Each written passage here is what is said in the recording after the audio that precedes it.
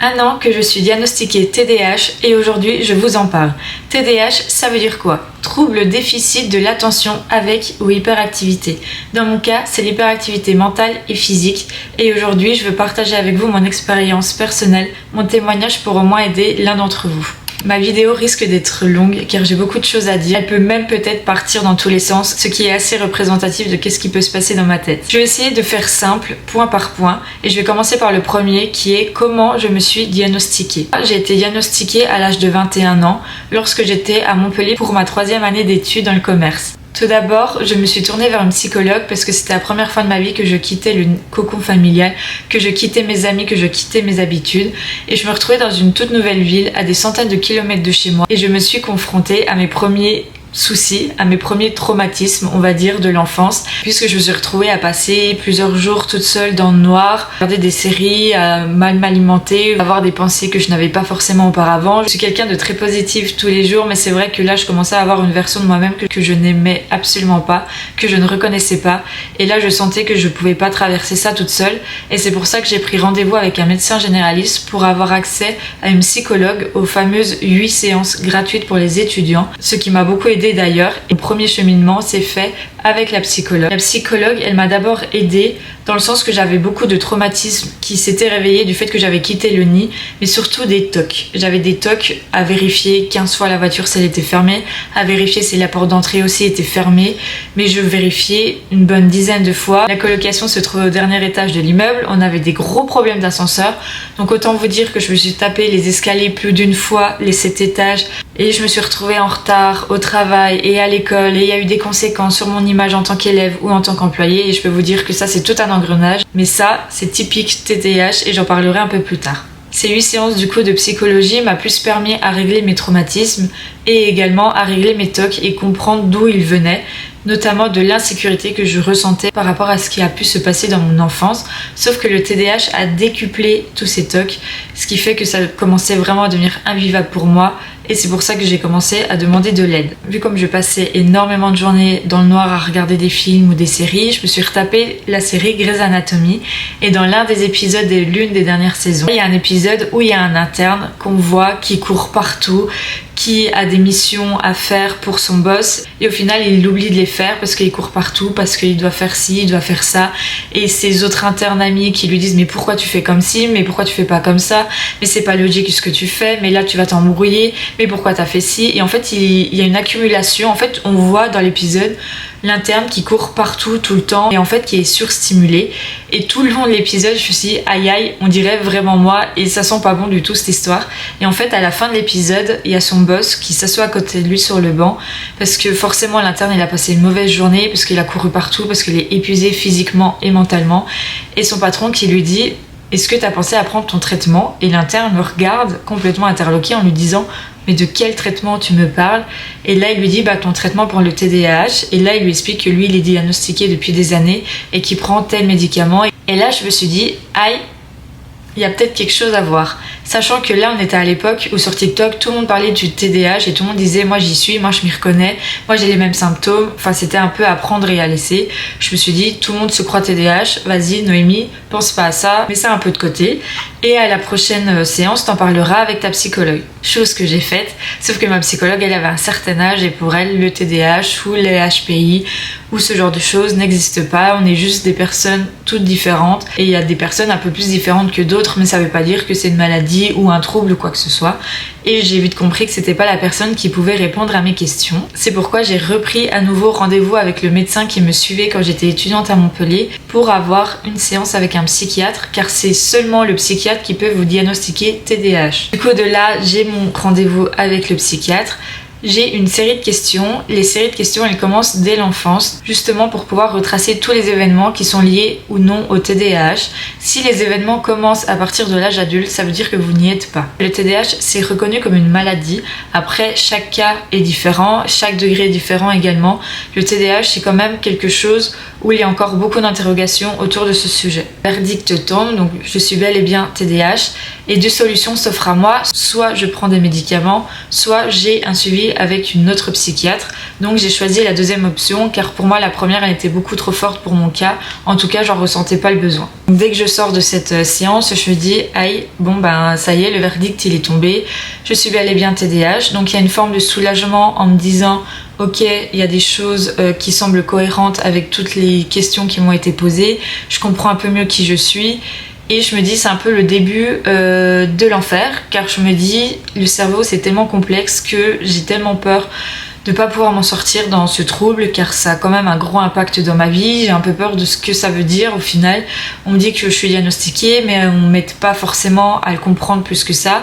Après c'était ma première séance, c'était vraiment la séance du diagnostic donc on n'était pas forcément là pour développer en long, en large et en travers. Et premier réflexe en tant qu'enfant, c'est d'appeler sa maman. Et j'ai appelé ma maman en lui disant bah voilà, le diagnostic est bien positif, je suis TDAH et c'est quelque chose qui est héréditaire de 65 à 75%, qui peut aussi se développer lorsque l'accouchement se déroule mal. Donc par exemple pour les accouchements précoces, et dans mon cas, je devais sortir le 18 juillet. Au final, j'ai été déclenchée le 24 juillet et je suis arrivée le 25. Un élément en plus qui n'était pas en ma faveur et qui a fait que je suis bel et bien TDAH. J'annonce à ma maman.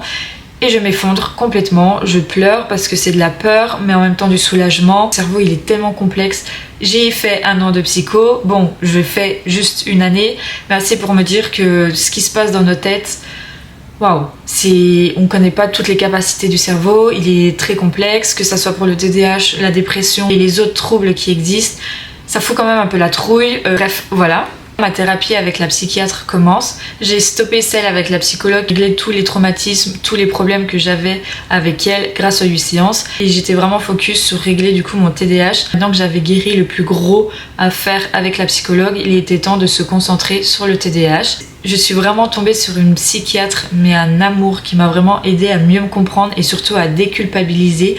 On a repris la grille des questions du diagnostic pour vraiment essayer de rentrer dans les détails, pour un peu plus en parler et qu'elle puisse me donner des clés, qu'elle puisse me donner des réponses à mes questions plus approfondies. Donc les questions qui nous sont posées, c'est lié justement à notre enfance, à notre adolescence, à comment on gère nos relations avec les autres, avec nous-mêmes, dans certains contextes, comment on est par rapport à ça, si c'est lié au TDAH ou non. On a retracé beaucoup d'événements que je vais vous partager avec vous pour que vous puissiez peut-être oui ou non vous reconnaître ou peut-être que ça va vous faire écho à vous ou à quelqu'un dans votre entourage. Par exemple, dans l'un des premiers contextes dans lesquels on nous pose des questions, ça va être avec la scolarité. Dans mon cas, du coup, en tant que personne TDAH, la scolarité, c'est un calvaire, clairement. Ce qui fait que quand j'étais petite, ça se retrouve facilement dans mes carnets où les professeurs écrivaient Noémie elle est dans la lune, Noémie dès qu'il y a un papillon qui passe, bon elle a perdu pour la journée, Noémie elle est dans sa tête, sinon c'est Noémie elle est pas concentrée, quand je parle à Noémie je suis obligée de l'appeler 5 fois parce qu'elle m'entend pas, ou Noémie elle dessine, Noémie elle écrit pas, Noémie elle coupe la parole, Noémie elle va avoir de trop, Noémie c'est une pipelette. Quand une personne est TDAH, elle a aussi de l'impulsivité en elle, ce qui fait qu'on peut couper la parole très facilement, on peut aussi parler sans lever la main et juste balancer notre réponse parce qu'on a la réponse en nous et qu'on a envie de la partager à tout prix. On a aussi le bavardage facile et du coup j'étais juste catégorisée comme une petite fille bavarde ou une petite fille timide parce que le TDAH chez l'enfant, faut savoir que pour 4 garçons diagnostiqués, une seule fille l'est. C'est très difficile chez les filles d'être diagnostiquées assez tôt, malheureusement, et c'est bien pour ça que j'ai été diagnostiquée à 21 ans et pas avant. D'autres liens avec la scolarité, par exemple, je me rappelle toujours des séances avec mon papa quand je devais apprendre les conjugaisons et les fameuses règles du passé simple, le passé composé, l'imparfait et tout ce qui va avec. C'était un vrai calvaire, même s'il y mettait tout son cœur, toute son âme à me faire des petites pancartes, à les scotcher sur mon bureau pour que vraiment je comprenne enfin les règles pour avoir des bonnes notes à l'école. On avait à peu près une séance toutes les 2 semaines entre père et fille, c'était un enfer parce que du coup j'oubliais tout ce qui se passait la semaine avant. C'était un calvaire pour lui comme pour moi parce que je n'arrivais pas à intégrer les règles parce que pour moi il n'y avait pas de logique et quand je ne trouve pas de logique je ne retiens pas. Pareil avec les mathématiques, je me souviens encore du cours où un professeur nous avait donné une évaluation où on avait toute une série de calculs à faire pour enfin trouver le résultat final pour avoir une bonne note. Sauf qu'en fait, j'ai réussi à avoir le résultat final juste, mais tout le déroulé d'avant était complètement faux parce que pour moi, les maths n'a pas forcément de logique. Ce qui fait que j'assemble des calculs, des nombres, des chiffres, des additions, des soustractions, des multiplications entre eux qui n'ont aucun sens, qui n'ont aucun lien. Et du coup, le professeur m'avait accusé de tricher, d'avoir copié sur quelqu'un d'autre et c'était comme ça que j'avais trouvé la bonne réponse. Et je me suis trouvée face à une injustice parce que j'avais trouvé le bon résultat juste avec ma logique à moi. Pareil, justement, encore avec les cours, parce que du coup, il y a plein de trucs qui me reviennent en parlant avec vous. Les deadlines, quand on a des mémoires à rendre, quand on a des évaluations à rendre ou quand on a des projets à faire, eh ben, mon Dieu, que c'est horrible pour nous parce qu'à chaque fois, on repousse en disant on a le temps, on a le temps, on a le temps, parce que pour nous, c'est une vraie corvée, parce qu'on voit une montagne à faire, alors que si on décortique, c'est juste des petits échelons à faire. Sauf que pour nous, ça nous demande énormément d'attention, ça nous demande énormément d'énergie. Du coup, on préfère largement faire ça sous pression parce qu'on est beaucoup plus efficace sous pression puisque notre cerveau est beaucoup plus stimulé. Et par exemple, j'ai l'exemple tout bête, quand j'étais à Montpellier et que j'avais un oral à préparer, j'ai complètement oublié de m'alimenter parce que je faisais une obsession sur mon oral.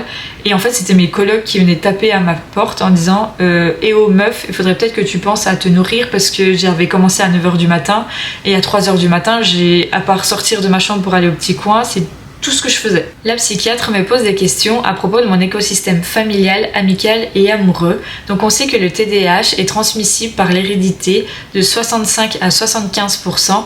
Donc on allait chercher un peu du côté de mon papa et du côté de ma maman d'où ça pouvait provenir. Moi de mon côté, j'avais déjà posé des questions à ma famille du Sud pour leur demander s'ils avaient connaissance de personnes qui avaient ce trouble.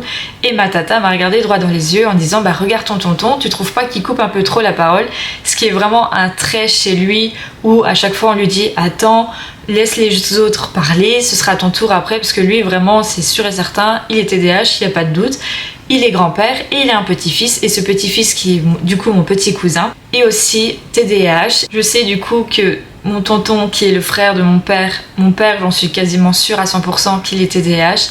Et même ça explique pourquoi j'ai autant de connexion avec lui, dans le sens que mon papa c'est un bricoleur et quand il retapait par exemple la maison ou quand on était dans son atelier et qu'on fabriquait quelque chose ensemble, qu'il avait besoin d'un marteau, au lieu de dire un marteau, il parlait d'un tournevis. Sauf qu'une personne lui donnait vraiment un tournevis, sauf que moi qui voyais beaucoup plus loin que lui et qui était dans sa logique à lui, je lui donnais le marteau même s'il avait dit le tournevis. Enfin je sais pas si vous comprenez, mais en gros je savais que je comprenais mon papa d'une certaine façon que ma sœur ou ma maman pouvait pas le comprendre. Mais ça, je l'ai compris à travers mes séances de psychiatre. Sur l'aspect amical, j'ai eu beaucoup de difficultés, je dirais jusqu'à mes années lycée, début université. C'était très difficile pour moi quand j'étais enfant d'aller vers les autres parce que j'étais très introvertie, j'étais tout le temps dans ma bulle. Je passais plus mon temps à écrire qu'à parler. C'était beaucoup plus facile pour moi, par exemple, de parler à mes parents à l'écrit. Le soir, j'écrivais une lettre à mes parents, je la descendais en bas des escaliers et ils la lisaient le lendemain. Je préférais communiquer avec eux par l'écrit que par la parole. Je pouvais rester des journées silencieuses, ça ne me dérangeait pas parce qu'en fait, il se passait tellement de choses dans ma tête que j'étais pas vraiment éteinte. Revenons à l'aspect amitié. J'étais aussi une personne hypersensible, mais je le savais pas. Et j'ai le rejet facile. Par exemple, on va être un grand groupe d'amis et je vais voir deux copines parler entre elles et tout de suite je vais le prendre contre moi et en fait je vais en faire un drame et je vais vite vivre le sentiment de rejet mais de façon décuplée. Et c'est pas qu'une fois, c'est constamment je vais me sentir en trop, ou constamment je vais me remettre en question, ou constamment je vais me dire mais ça se trouve je suis pas une bonne amie, ou ce genre de choses. Après ça c'est un point que j'ai travaillé avec moi-même. Maintenant j'ai très bien compris que les personnes pouvaient être amies entre elles sans être amies avec moi, que les personnes pouvaient se voir entre elles sans me voir moi. Enfin j'ai vraiment fait un travail sur moi-même en me disant même si les personnes sont par exemple énervées, elles sont pas énervées contre moi, elles sont énervées contre autre chose que moi. Dès qu'il y avait une petite embrouille, que ça soit avec la famille, que ça soit avec les amis, que ça soit le professeur qui soit énervé ou quoi, j'avais toujours l'impression que c'était moi le problème, que ça venait de moi et que du coup en fait j'étais rejetée. Enfin c'est hyper complexe à expliquer, mais on a vachement ce sentiment de rejet dans une société. Jusqu'à mes années du coup collège, même lycée, pareil, c'était souvent t'es différente de nous, c'était souvent des réflexions de Noémie mais t'es trop con, pourquoi tu dis ça? J'étais jamais prise au sérieux parce que je pensais différemment. Ma réalité est différente des autres et du coup en fait à chaque fois on me dit mais t'es une menteuse, c'est pas possible, ça s'est pas passé comme ça, parce que je vois tellement la vie d'un autre œil je le vis vraiment comme je le ressens. Par exemple, mais pourquoi tu dis ça? Mais ça va pas, mais c'est pas cohérent, mais tu dis n'importe quoi, mais trop con, mais ferme-la, mais arrête de parler. C'était n'importe quoi, clairement. Et après, j'ai compris par la suite, grâce aux séances de psychiatre, que c'était juste parce que j'avais une pensée différente. Et du coup, maintenant, j'en ai conscience et je reformule à chaque fois pour faire en fonction que les personnes comprennent ma vision dans leur logique à eux. Je dois toujours m'adapter à autrui pour essayer de faire comprendre ma logique à moi. Bon, des fois, j'oublie et du coup, à chaque fois, on me regarde en mode « Mais qu'est-ce que tu nous dis, meuf? On comprend rien. » Et maintenant, mon entourage, il est au courant et ils sont un peu plus tolérants avec moi, et heureusement. Mais avant d'être tolérant avec moi, je me suis quand même pris pas mal de réflexions assez futiles pour certains, mais qui sont quand même très dures à entendre parfois. Surtout quand on se sent pas légitime d'être dans un groupe parce qu'on a une logique différente et qu'on nous dit beaucoup de fois de la fermer parce qu'on dit n'importe quoi, ou nous dire par exemple t'es drôle malgré toi parce que t'as dit une chose en pensant à une autre, mais du coup dans le contexte ça fait une situation drôle, alors que dans ta tête essaye vraiment d'interagir avec les autres et de donner ton point de vue pour créer du lien avec les autres, et au final on te prend pas au sérieux parce qu'on dit ah t'es drôle malgré toi, ou des fois on ne prend pas au sérieux, du coup on dit mais pourquoi tu parles encore, toi tu dis encore n'importe quoi. Enfin c'est compliqué quoi. Des fois ça a été très très dur, ça a été du coup ajouté au sentiment de rejet, c'était pire. Enfin j'ai eu des petites périodes pas très fun, on va dire ça comme ça.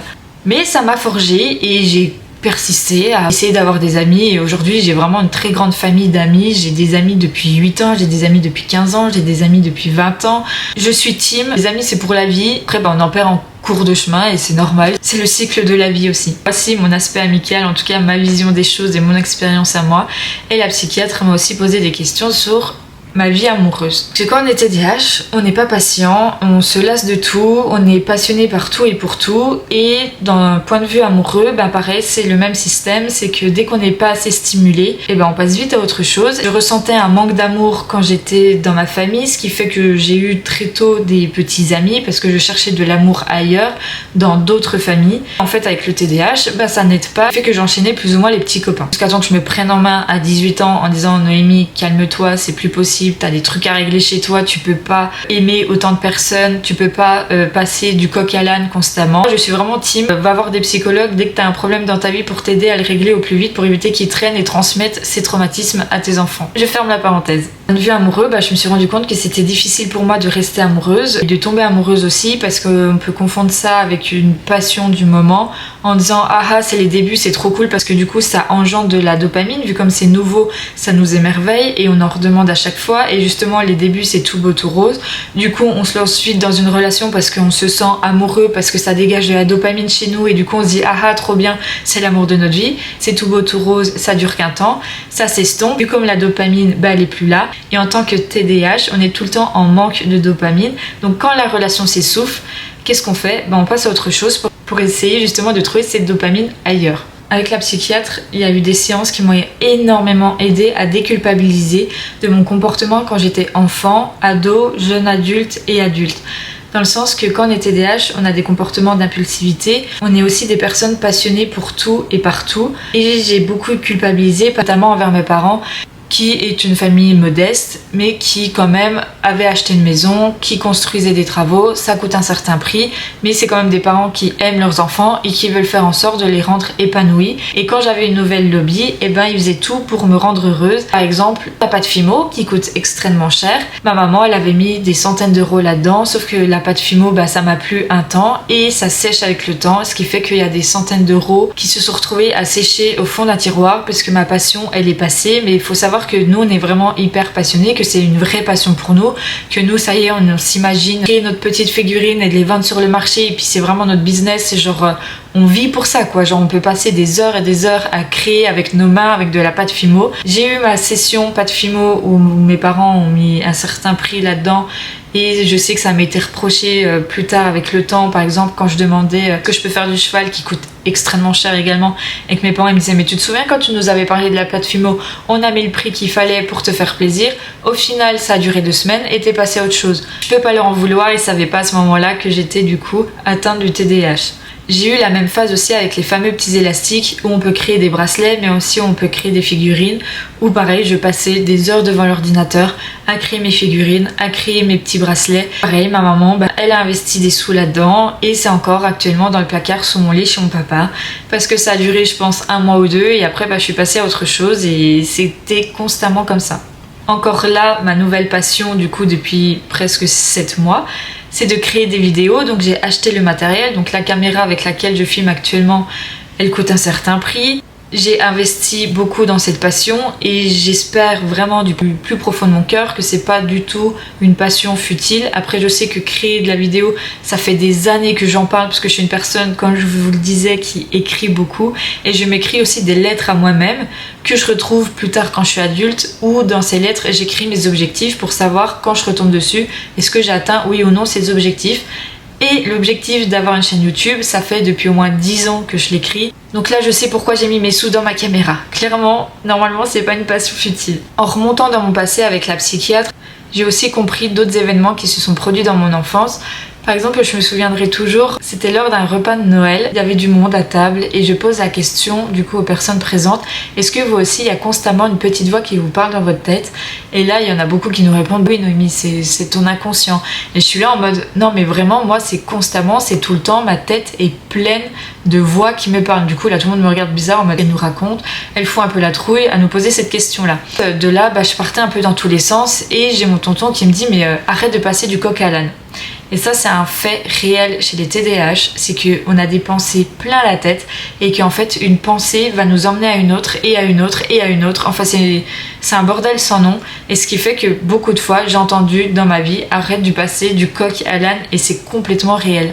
Le TDAH n'est jamais bien seul, il y a toujours des troubles qui l'accompagnent. Vous pouvez avoir le trouble de dépression, le trouble alimentaire, le trouble du sommeil. Moi c'est mon cas, j'ai énormément de mal à trouver le sommeil. Je pense même aussi que je fais de l'apnée du sommeil, mais ça c'est merci maman. Je suis épuisée constamment et je peux faire des siestes jusqu'à 3-4 heures la journée. Je fais des nuits complètes quasiment. Après j'ai énormément de mal à m'endormir. Je ne peux pas m'endormir sans vidéo parce que j'ai besoin de poser mon cerveau sur une vidéo pour éviter de me perdre moi-même dans mes pensées et perdre des heures dans le noir à essayer de chercher le sommeil. Et mon cerveau il est tellement tout le temps en action que je suis très sujette aussi aux paralysies du sommeil et ça c'est un enfer pour moi parce que ça me demande énormément d'énergie pour sortir de ma paralysie du sommeil. Mais du coup c'est un cercle vicieux parce que du coup ça me fatigue plus et ça s'arrête pas. En parlant de poser mon cerveau sur une vidéo, ça me refait écho pendant ma scolarité où ma maman elle me disait toujours, mais pourquoi tu révises constamment avec de la musique dans les oreilles? C'est comme si je coupais mon cerveau en deux, le cerveau qui fait que de parler je le pose sur la vidéo et le cerveau qui doit se concentrer sur ma leçon me servait à ce moment-là. Tout le temps on me disait mais comment t'arrives à apprendre avec de la musique dans les oreilles? C'est impossible. Sauf qu'à chaque fois je leur disais j'ai vraiment besoin de ça puisque si on me pose sur mon cahier à apprendre une leçon, c'est impossible pour moi, mais genre vraiment impossible. Et c'est d'ailleurs la raison pour laquelle dans mes études supérieures, du coup j'ai fait 1 année de psycho. La fac c'était vraiment pas fait pour moi parce que c'est en totale autonomie, c'est que des cours, en plus c'est un amphi. Le professeur il est pas forcément centré sur vous, il peut pas vous aider. L'amphi on est une centaine d'élèves, en plus ça va vite. Bref, l'université c'était vraiment pas fait pour moi. C'est pour ça que je me suis tournée vers l'alternance pour vraiment avoir la partie théorie, donc chiante des cours, et le côté pratique, stimulant, qui est parfait en tout cas pour mon cas à moi. Je n'ai pas uniquement des troubles du sommeil, mais j'ai aussi des troubles de l'anxiété qui se traduisaient de mes 0 à mes 18 ans par me ronger les ongles. Je dis 0 parce que ma mère m'a toujours répété, même quand t'avais pas encore tes dents, t'avais déjà le geste de te ronger les ongles.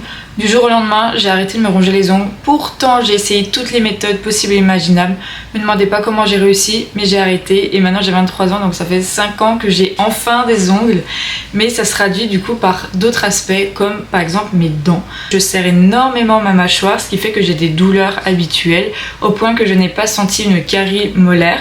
Et quand je suis allée checker mes dents, comme tout le monde, 1 à 2 fois par an, c'est la dentiste qui m'a regardée et qui m'a dit mais t'as pas mal à cette dent là parce que franchement ta carie elle est vachement avancée. En fait elle a dû carrément me dévitaliser la dent et me mettre une couronne à la place. Et pour vous dire à quel point je serre ma mâchoire, j'ai cassé une couronne en céramique et ma couronne est tombée une bonne quinzaine de fois en 2 ans. Autant vous dire que j'ai jamais vu autant ma dentiste que cette période là, et c'était l'une d'ailleurs de mes inquiétudes en venant en Amérique en ayant une couronne à moitié bancale.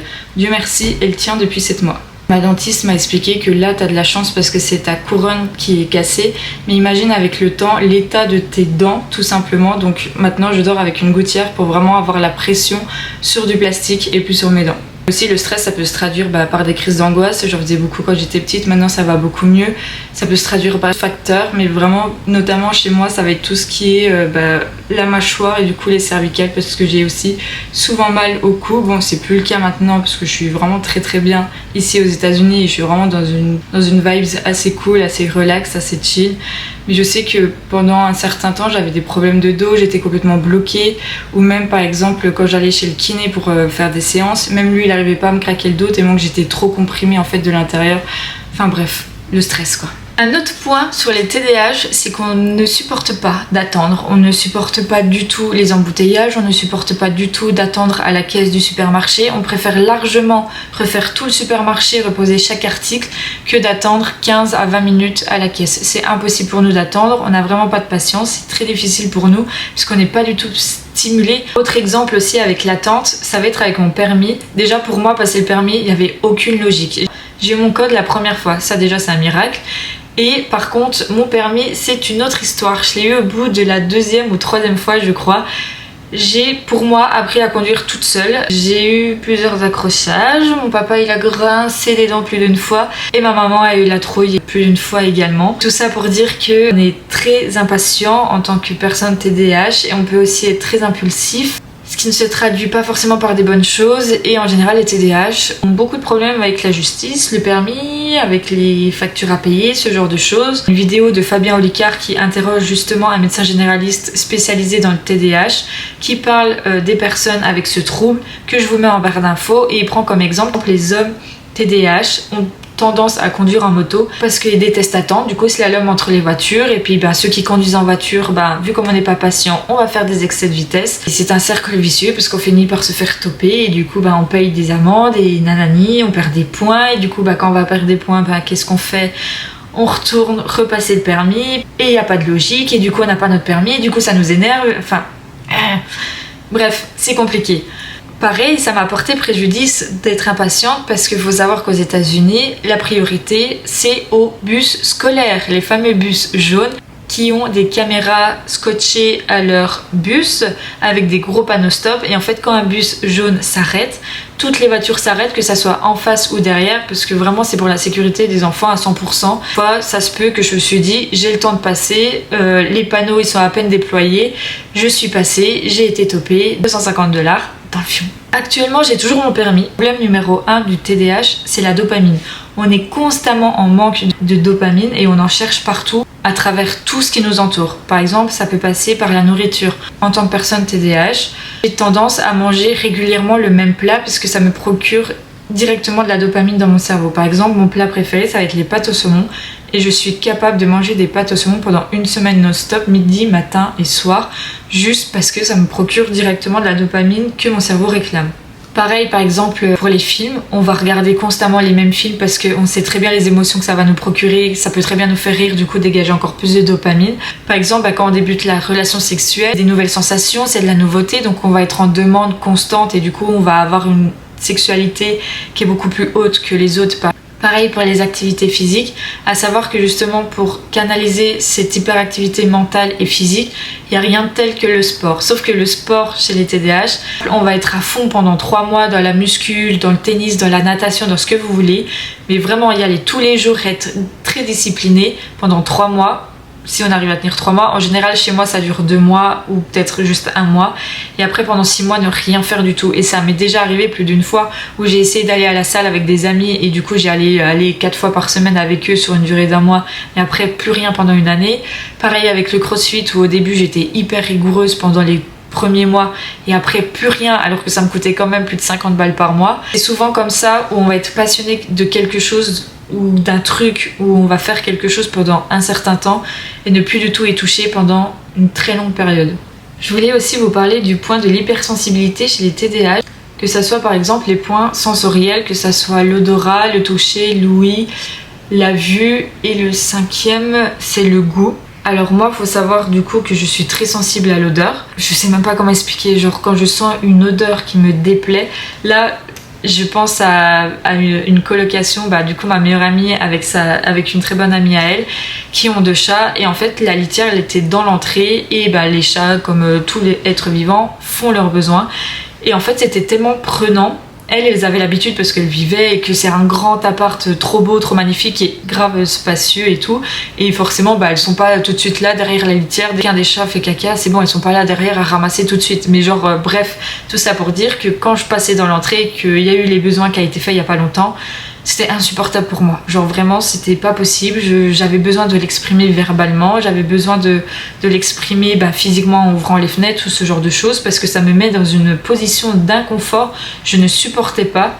Mais ça va être du coup par rapport à la litière des chats, mais ça peut être aussi très bien à une odeur de nourriture, à une odeur dans la rue, à une odeur chez quelqu'un aussi. Ça va être impossible pour moi de faire des câlins à une personne qui a un parfum qui sent beaucoup trop fort. Je pense notamment, ma mère, elle adore le parfum Dior, et à l'époque, quand mes parents étaient encore ensemble, on avait, je pense comme dans toutes les familles, nos places dans la voiture, et moi j'étais derrière ma maman, et le problème c'est que ma maman elle adore se parfumer, et moi qui étais derrière, je pouvais pas, ça m'énervait même, ça me rendait folle, et du coup j'étais là, je fais mais arrête de mettre ton parfum, ça me rend dingue, et elle était là en mode mais non, je vais pas arrêter de mettre mon parfum, tout ça parce que tu l'aimes pas, ce que je comprends totalement. Ça me mettait mais en rage pour le reste de la journée, vraiment, parce que je ne supportais pas cette odeur.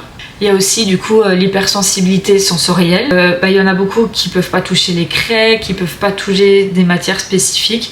Moi ça va être la même chose, il y a des matières, je ne peux vraiment pas. C'est au-dessus de moi, ça me rend folle, mais en fait ça me rend dingue. Je peux pas faire autrement que pas toucher, que de limite ne pas voir le truc, parce que du coup ça me fait penser à la sensation, mais rien que là d'en parler ça me met pas très bien. Il y a aussi l'ouïe, dans le sens que quand il y a une hyperstimulation, là par exemple, je sais pas si vous allez entendre, mais il y a des travaux. Je pense vraiment que ça fait 4-5 ans de ma vie que je vis dans les travaux, n'importe où je vais. Quand je vais chez mon père, il a construit pendant 1 an ou 2 la maison du voisin d'en face, du coup il y avait des travaux, ça me rendait folle. Chez ma mère, il y a eu des travaux dans son immeuble, ça m'a rendu folle. À Montpellier, celui du bas, c'était limite s'il faisait pas les travaux chez nous, ça m'a rendu folle. Je suis arrivée en Floride, qu'est-ce qui se passe 1 semaine après mon arrivée? Il y a des travaux d'une maison qui est en train de se construire. Ça me rend folle les travaux, vraiment ça me rend dingo. Mais bon, je fais avec, et j'espère vraiment que ça va pas s'entendre dans cette vidéo. L'hyperstimulation à travers l'audition, je peux très bien sortir d'un supermarché parce qu'il y a trop de monde. Les carrefours c'est horrible pour moi, du coup je vais plus privilégier les petits Super U, les petits Lidl, où je vais y aller tôt le matin. Par exemple la petite, vu comme je la dépose à 8h30 à l'école, à 9h je sais qu'il n'y a pas grand monde et qu'ils sont quasiment tous au travail, ou je vais y aller le soir parce que ici les magasins ils ferment aux alentours de 22h. Je vais mettre des astuces comme ça en place, ou y aller pourquoi pas avec des écouteurs, et encore avec les écouteurs ça fait musique plus bruit, ça peut me rendre très folle aussi. Ça va être aussi par exemple un repas de famille quand il va y avoir trop de monde, surstimuler, ce qui fait que je vais du coup rentrer plus facilement dans ma tête et ne plus interagir avec les autres, mais du coup ça va tellement me fatiguer que je vais devoir faire une sieste plus loin. Du coup ça va être pris par une forme d'impolitesse, mais en vrai ça l'est pas, c'est juste que on peut pas rester dans la pièce, ou sinon je vais aller dehors me poser. J'ai besoin de ma bulle de silence. Si l'alarme elle est trop forte du réveil, ça va me mettre mal, mais pour toute la journée. Si la télé du salon elle est trop forte, et ça va me rendre folle aussi. C'est compliqué pour moi. Moi c'est vraiment l'hypersensibilité d'aura et l'ouïe qui prime en priorité. Il y a aussi les textures à travers le goût. Je peux pas manger certains aliments à cause du goût, mais pareil ça va me procurer une sensation d'inconfort horrible en moi, que je vais pas pouvoir tester des aliments. Beaucoup dit de moi que j'étais une enfant compliquée pour la nourriture. Ça s'est aggravé plus ou moins jusqu'à mes 18, 20 ans, 21 ans. J'essaye de faire des efforts et d'essayer de goûter à tout maintenant, parce que j'ai compris que ça venait du TDAH, et que du coup j'essaye de lutter aussi contre ça et de goûter beaucoup plus de choses qu'avant. Truc con, les avocats, ça fait seulement 1 an que j'en mange. Pareil les tomates, il y a des trucs comme ça où je me force à manger un peu plus pour vraiment contrer mon trouble du TDAH. Ça va se traduire par une alimentation pas forcément saine, parce que du coup on va aller vers des aliments qui vont être faciles à manger, on va dire, qui vont être plus sûrs dans notre tête à manger, même si c'est ultra transformé. On va manger beaucoup de fois les mêmes plats, on va manger beaucoup de fois le même plat pendant des semaines. Il y a aussi l'hypersensibilité du toucher. Moi, je ne supporte pas qu'on me touche, mais à contrario, j'adore embêter les gens physiquement. Très contradictoire. Ou sinon, je vais aller de moi-même vers la personne. Faut absolument pas venir me chercher pour les câlins ou pour les bisous. Je ne supporte pas ça. Vraiment, il faut que ça soit moi qui vienne vers les autres. Je ne supporte pas, je n'aime pas. C'est avoir le toucher de quelqu'un d'autre sur ma peau. C'est warning dans ma tête, c'est vraiment le bonhomme rouge dans Vice Versa qui pète un plomb quoi. Genre c'est exactement ça, genre ah non mais non, j'aime pas du tout. Il y a aussi l'hypersensibilité, les émotions. Les émotions, faut savoir les contrôler quand on est TDAH.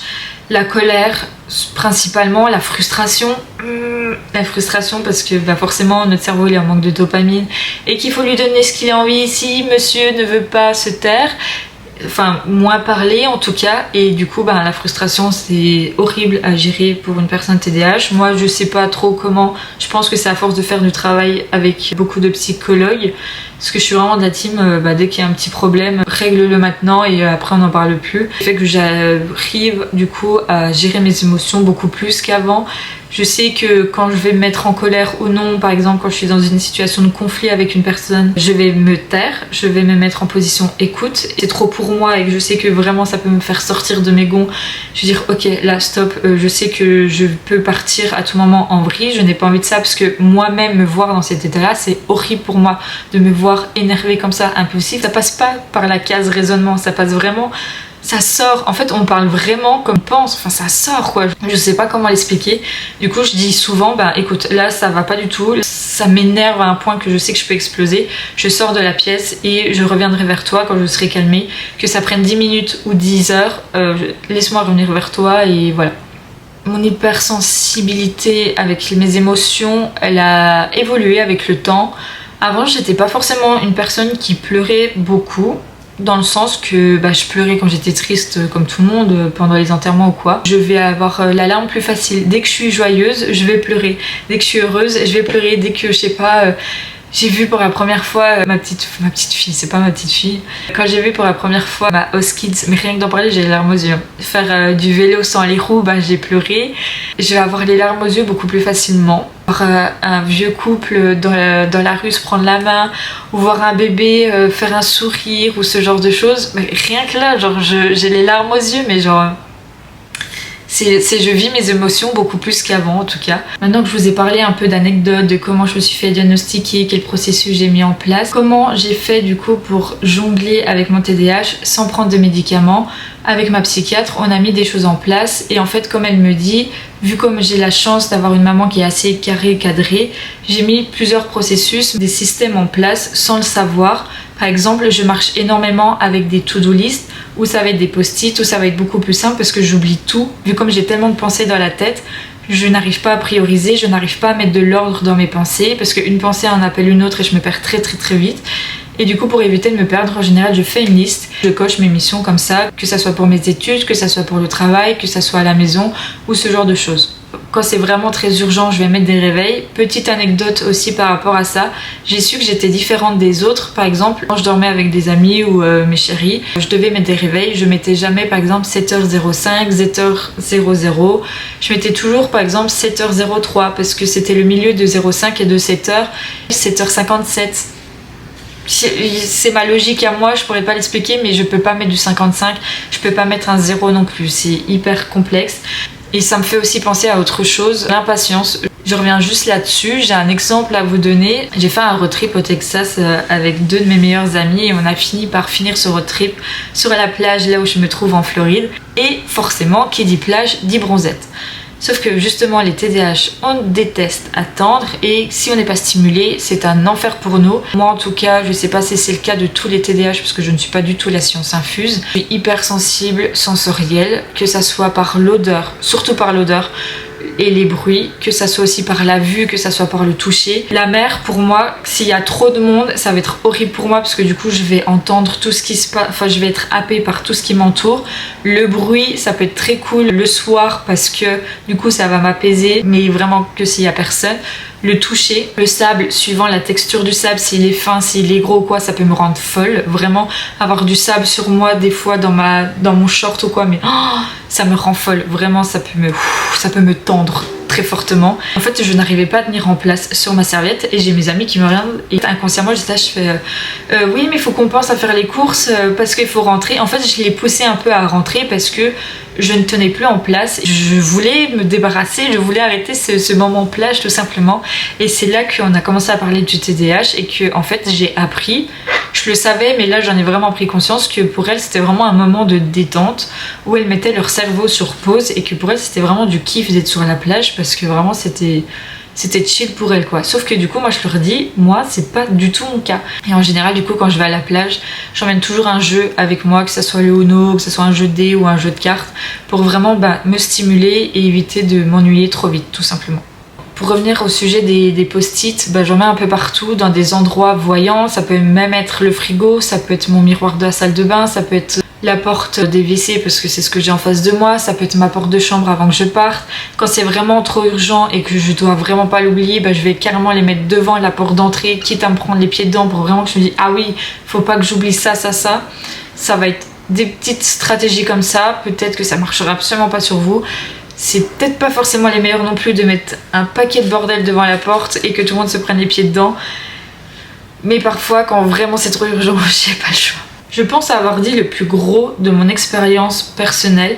Je le répète, je ne suis pas médecin, c'est juste mon témoignage à moi, en tout cas en tant que femme diagnostiquée tardivement, parce que c'est beaucoup plus simple de le voir chez un garçon parce qu'on va se dire ah il bouge dans tous les sens, il est hyperactif et tout de suite on va aller l'emmener voir un spécialiste pour régler ce problème-là. Mais quand c'est chez une fille, ça va être plus dans la tête, ça va être plus mental. Du coup, on va juste dire ah elle est dans la lune, ou c'est une pipelette. Du coup, on va moins s'attarder sur son cas. D'où le 4 garçons diagnostiqués pour une seule enfant. Les stats, pas trop ça. Après, à l'âge adulte, c'est 50-50, ça se régule. La dernière partie de cette vidéo, ça va être la FAQ. J'ai posté une story sur Instagram pour communiquer sur cette vidéo qui me tient à cœur et pour les personnes qui avaient des questions. Donc, on va y répondre dès maintenant. La première question. Les aménagements que tu as trouvés et pu mettre en place dans ton quotidien. Moi, pour le coup, ce qui me sauve vraiment, ça va être faire des rappels sur mon téléphone. Ça va faire des plannings, ça va être les post-it un peu collés partout, même si ça fait pas joli dans la décoration, c'est vraiment quelque chose qui me sauve. Et aussi, ça va être d'utiliser mes notes quand j'ai pas de post-it sous la main pour vraiment mettre toutes les pensées importantes sur papier pour vraiment pas les oublier. Même si je vous avoue, j'oublie la plupart du temps sur mes notes et genre mes notes c'est une catastrophe, c'est que du bazar. La deuxième question, as-tu parlé de ton diagnostic à ton entourage? Quelles ont été leurs réactions? Alors oui, premier réflexe du coup c'est d'appeler ma maman.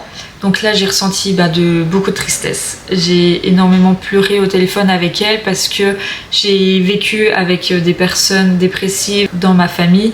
Mais également du coup dans la colocation, j'en avais 2 sur 4 membres de la coloc, c'est quand même 50. C'était pas cool franchement tous les jours, au point que ça avait déteint sur moi-même.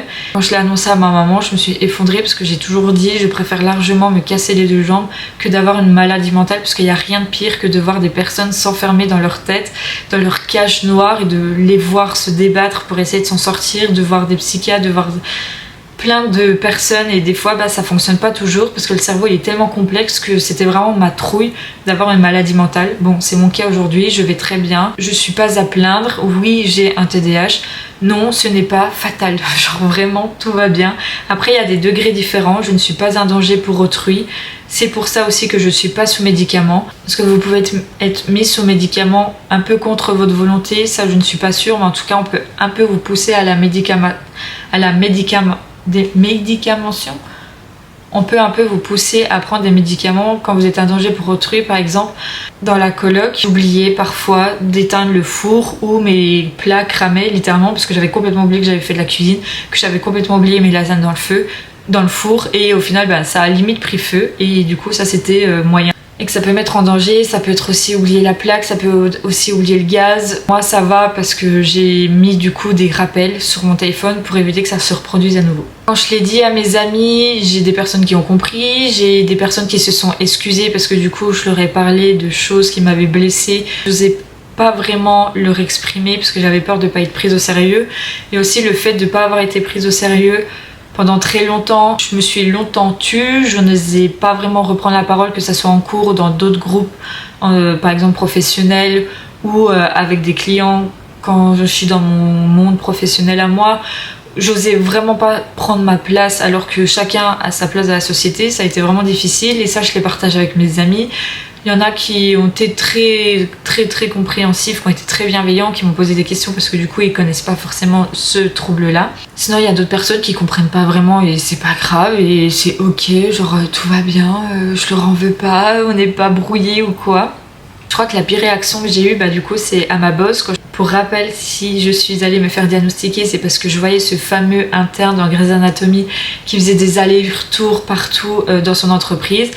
J'en ai parlé à ma boss parce que forcément, quand t'as un TDAH, ça touche aussi ton aspect professionnel.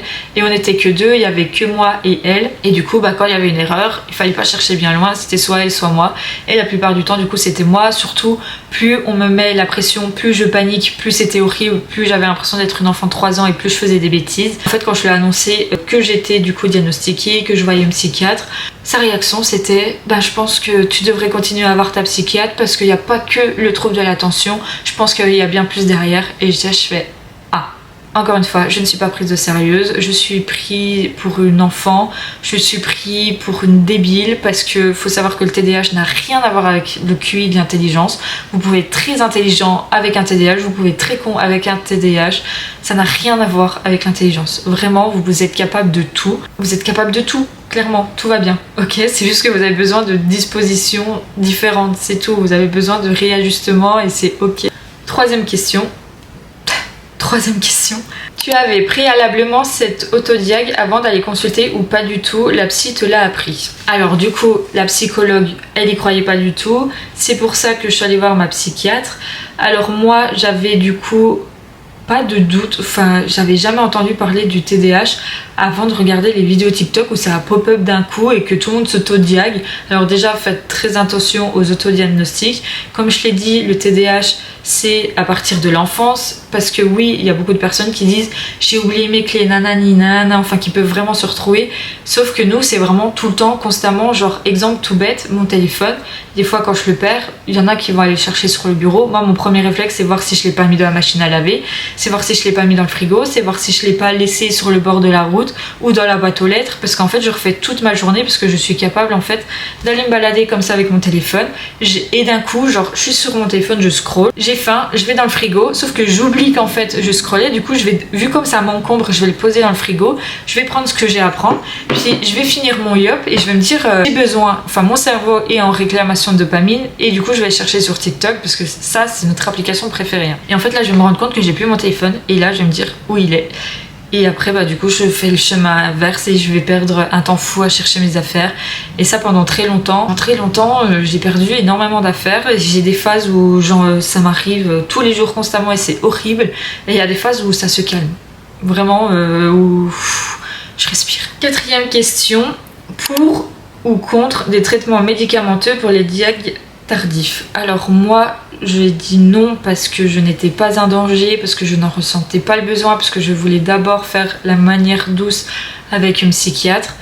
Je pense que si un jour vraiment, parce que c'est vraiment très épuisant d'avoir la tête constamment de penser, je le dis pendant une période c'était des nuits blanches entières parce que je n'arrivais pas à éteindre mon cerveau et j'en pétais un câble et j'en devenais très irritable parce qu'on est déjà très irritable de base en tant que TDAH. Rien ça peut nous faire exploser une bombe en nous, mais une vraie bombe, parce qu'on va le vivre intensément, que ça soit une phrase mal dite, un événement qui s'est passé, un geste un peu trop brusque, tout de suite ça va être une bombe en nous. Du coup en manque de sommeil parce que j'étais dans une transition de savoir si à l'époque j'allais à Montpellier ou à Lyon pour mes études, si je continuais en bachelor, si j'allais en alternance, c'était un nœud dans ma tête et c'était tellement un nœud que j'en dormais pas pendant un mois et que j'étais très fatiguée et que j'étais très irritable, hypersensible et que je pleurais pour beaucoup de choses, où je savais que des choses illégales pouvaient nous aider du coup à stopper ça et à éteindre notre cerveau. Sauf qu'il faut savoir que du coup ce genre de choses, oui c'est fait pour les hyperactifs, pour vraiment les calmer,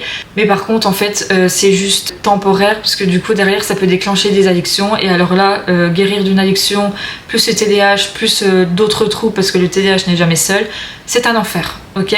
Clairement je l'ai fait je crois sur 2-3 jours et ça n'a même pas fonctionné, j'ai vite arrêté ça. L'automédicamenteux, je sais pas le dire. Bref, prendre des automédicaments, s'automédicamenter,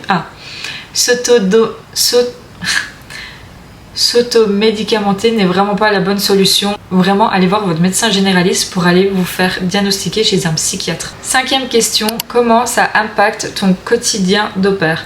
Alors, faut savoir qu'au début, j'avais la trouille constante de pas emmener la petite à l'heure à l'école, d'oublier de l'emmener au piano, d'oublier sa lunchbox, d'oublier de lui donner de l'eau, d'oublier de l'habiller, d'oublier de la coiffer, d'oublier de mal faire quelque chose. Et en fait, vu comme j'étais un peu trauma par mon ancienne boss en tant qu'alternante, qui me mettait une pression de dingue, mais elle me mettait une pression malgré elle, c'était pas du tout un monstre, c'est juste qu'elle avait sa façon à elle de penser, sa logique à elle, j'avais la mienne et c'était pas du tout compatible.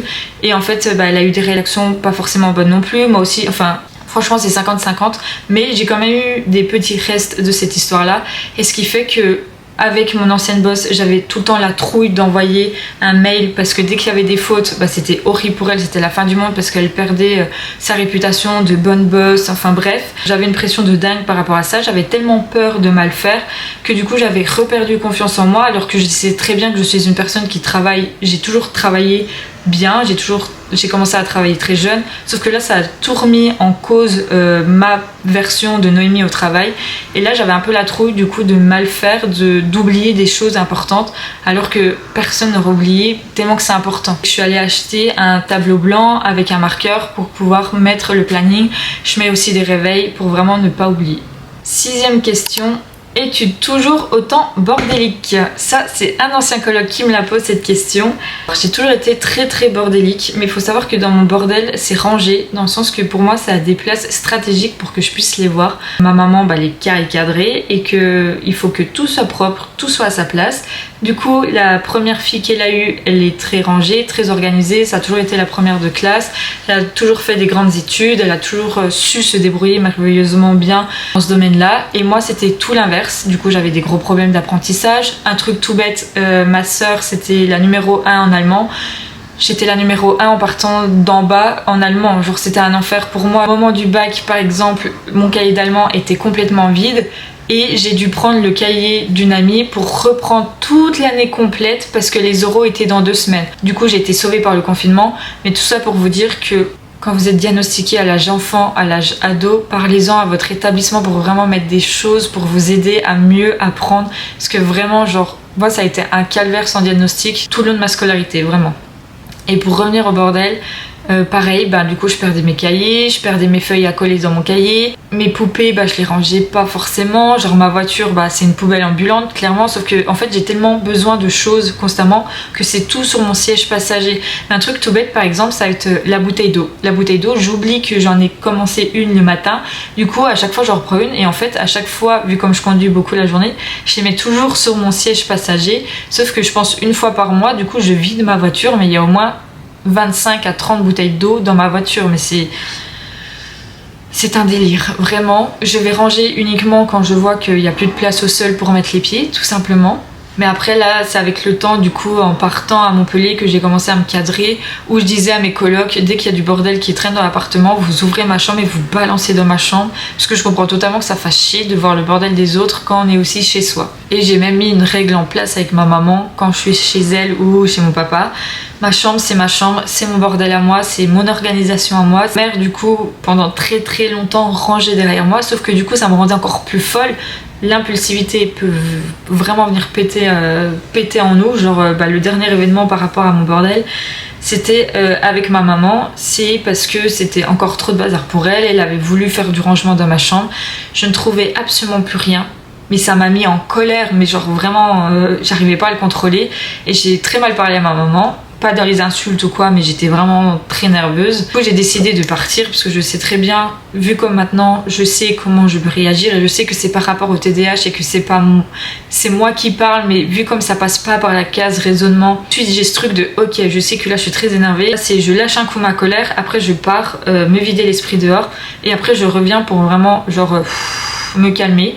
Et voilà, mon bordel, c'est mon bordel rangé, et je pense que je le serai toute ma vie, mais moi, sans bordel aussi, je me sens mal. Mais en général, ça y est, je suis cadrée, c'est rangé à 80%.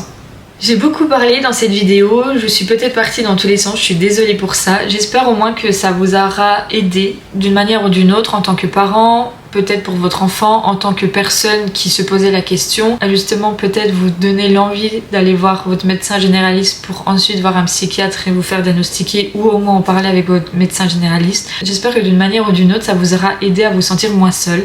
En tout cas en tant que femme TDAH, parce que on entend un peu moins parler chez les femmes parce que le diagnostic c'est pas toujours là, parce qu'en tout cas il est beaucoup plus tardif chez nous. Si vous avez encore d'autres questions, n'hésitez pas à les mettre dans l'espace commentaire. Dans la description, je vais aussi mettre des sources de livres différentes que ma psychiatre m'avait donné à l'époque et également une vidéo de Fabien Olicard qui interviewe un médecin généraliste spécialisé dans le TDAH qui m'a aussi beaucoup aidé à me donner l'envie d'aller voir mon médecin généraliste et du coup me faire diagnostiquer par la suite. Sur ce, je vous souhaite une bonne journée et vous inquiétez pas, le TDAH c'est rien de grave. Oui, c'est une maladie mentale.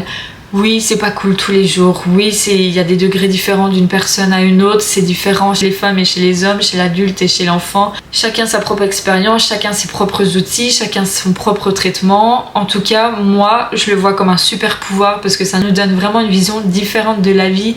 On est vraiment des touche-à-tout, on est vraiment des personnes qui sont curieux de tout, qui aiment tous les sujets. Pour rappel, je ne suis pas médecin, ce n'est que mon avis personnel, mon expérience à moi et mon témoignage. Donc si vous avez des questions précises, posez-les à votre médecin généraliste. J'espère que ça vous aura plu et moi je vous dis ciao! Je voulais revenir sur un point, une pensée là qui vient de pop-up dans ma tête avant de lâcher cette vidéo. À propos du point de l'amitié, effectivement on oublie tout et ça peut nous porter préjudice. Notamment j'ai le cas avec une amitié de Montpellier où j'étais tellement submergée par ma situation qui était catastrophique parce que je trouvais pas d'alternance, parce que j'avais un loyer à payer mais que j'avais pas de salaire et que je devais changer d'école parce que celle que j'avais trouvée finalement elle était nulle. J'en ai oublié complètement mon écosystème amical, familial et tout ce que vous voulez, ce qui fait que je me suis renfermée dans ma bulle et que j'oublie constamment de répondre aux messages et des fois je lâchais des vues de 1 mois et je comprends totalement la personne qui était en face et qui se disait mais en fait t'en as rien à faire de moi parce que tu réponds pas à mes messages et nanani et nanana. Et en fait par exemple aujourd'hui je devais envoyer un message à un ami depuis ce matin et tout le long j'y pensais en mode faut que je lui envoie le message et je suis prise par une autre pensée. Là par exemple j'étais en train de faire pipi et en faisant pipi je me suis dit punaise il faut que j'envoie un message à ce pote là pour lui dire que j'ai établi mon situation, sauf que du coup j'ai été pop-up par la pensée de ah ça me fait penser que j'ai oublié de dire dans ma vidéo ça. Bref tout ça pour dire que en amitié c'est normal si les personnes TDAH oublient de vous répondre à vos messages, que ça soit en amitié, que ça soit dans le domaine professionnel, que ça soit dans le domaine familial ou quoi, on oublie. C'est juste, c'est pas qu'on vous aime pas, c'est pas que vous ne comptez pas pour nous, c'est juste appelez-nous, c'est beaucoup plus simple. Ou si vous nous appelez et qu'on répond pas, c'est pas grave, vous nous laissez un message en mode urgent, SMS, j'ai besoin de toi au téléphone, là tout de suite warning qui va se mettre dans la tête et on va vous répondre.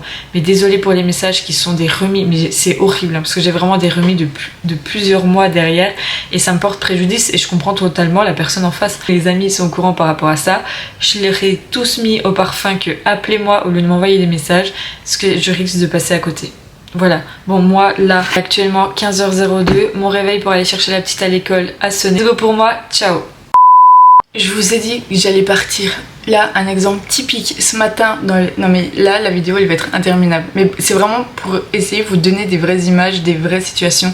Ce matin, avec la petite, elle avait plus que 8% de batterie sur son iPad et je lui ai dit, t'inquiète, je m'en charge aujourd'hui, je vais le recharger pour que tu l'aies dans la voiture. Non jugement sur les enfants et les iPads en Amérique, c'est son sas de décompression de sa journée d'école. Nous, on a nos téléphones, on juge pas. Bref, parenthèse fermée. Tout ça pour dire que j'ai oublié. Heureusement que je pars toujours en avance parce que j'ai toujours peur d'oublier quelque chose ou quelque part. Pour le coup, j'ai oublié de recharger son iPad. Donc là, je le recharge pendant 7-8 minutes, un maximum pour qu'elle l'ait dans sa voiture. Voilà, mais c'est tout le temps comme ça.